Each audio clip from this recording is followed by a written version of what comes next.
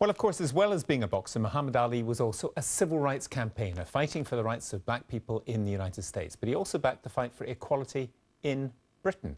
Let's talk to Trevor Phillips, who's a former chairman of the Equality and Human Rights Commission. Trevor, you know, there's so much to this man, but let's just talk about his contribution to civil rights, particularly in this country. I mean, what do you think he did that lives on now?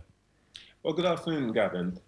Well, I think that the first thing is that we have to think of him on a bigger scale. He was probably the first harbinger of globalization. I think that the fight against Sonny Liston was probably the first global broadcast, and I was 9 years old, 9 years old when that happened, and I was allowed to stay up late for it. So actually, for most people across the world, he was probably the first, if you like, contemporary hero that we could actually see in action.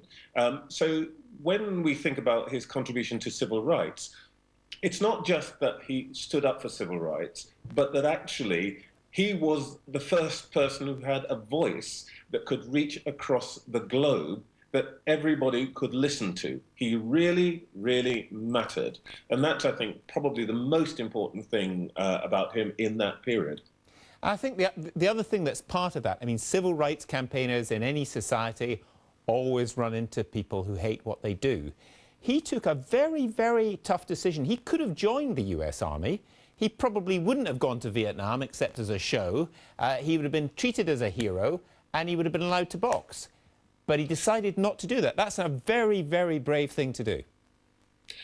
Yes, I think actually it's more than brave. I think that there is a temptation always with somebody like Muhammad Ali to regard him as obviously probably the greatest athlete of the century and possibly on record, a great showman, but not to understand that the reason he did the things he did was because he had thought about them. He studied Islam. He understood the history of African Americans, and he made a very conscious decision.